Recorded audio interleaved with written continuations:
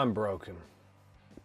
So I've literally just this morning got back from Germany, where I've spent the last couple of days at the Photokina event. Now, I was there courtesy of Irix, who were kind enough to invite myself and another UK-based photographer called Michael Olatunde along to do some photography presentations.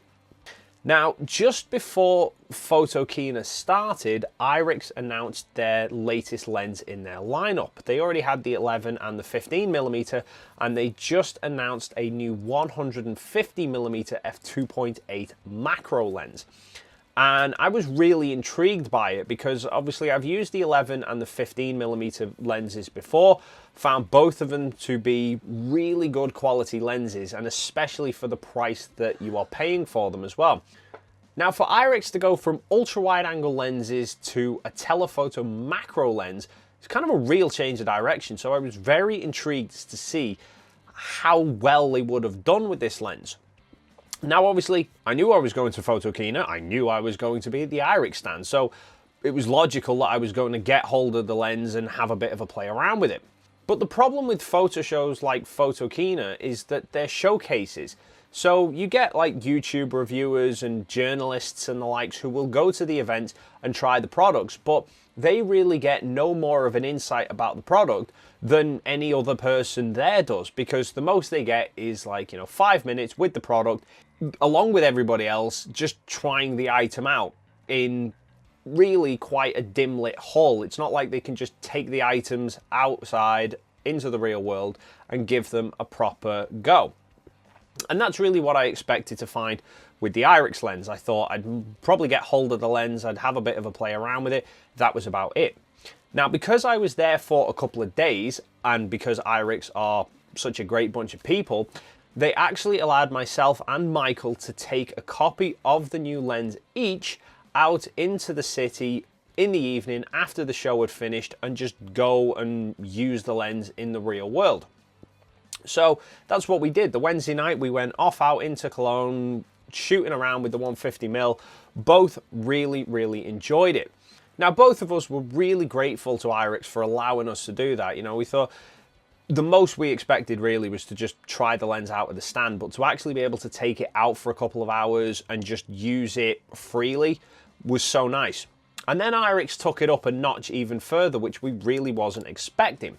They've let us bring them home. So both myself and Michael actually have pre-production copies of the 150mm lenses to try out for the next couple of weeks. Now, I should point out here, Michael's not a reviewer, okay? He's solely a photographer. He's got the lens just to go and use it and take some great pictures with. He does a lot of architecture, cityscapes, urban photography, and he's absolutely fantastic. I'm going to leave a link to his Instagram feed down below. Go and check him out. He's absolutely phenomenal. So I have this lens to test for a couple of weeks and do a proper review on. This video is really more of a kind of overview, if you like, of my initial impressions. So really overall, been very impressed with it so far. Like I said, I've only had it for a couple of hours testing it out and about.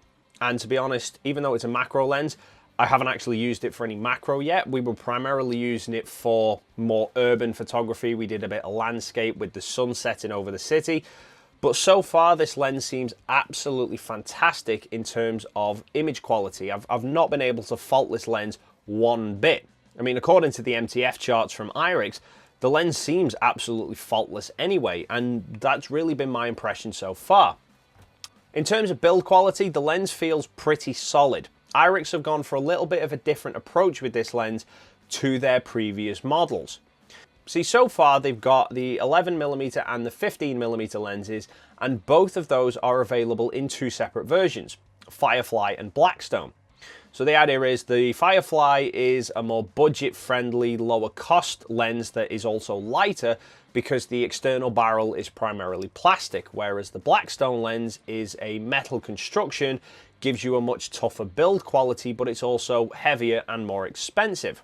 With this, however, they've not gone for that two option approach. They've gone simply for one, which they are calling the Dragonfly. So it's designed to sit somewhere between the two. It's got some areas of the lens that are a metal barrel, some areas that are plastic, and overall feels a really good quality lens. And also, like their other lenses, it's a manual focus. It has electronic contacts for aperture and EXIF data, but the lens itself is a manual focus lens, which for ultra wide angle lenses isn't really a problem. You can pretty much get away with taking most of your photos just set at infinity.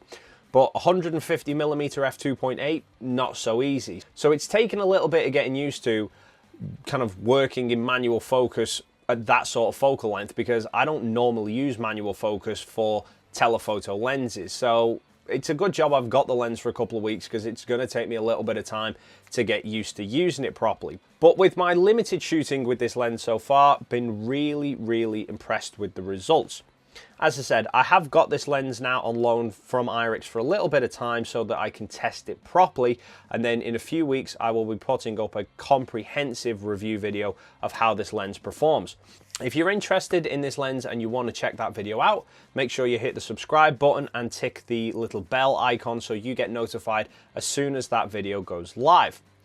So that's it. I'm back in the UK, absolutely exhausted, but I have a new lens to test. If you guys have any questions, queries, you know where the comment box is, just leave them down there. That's it for this video. Thank you so much for stopping by, and hopefully I will see you in the next one.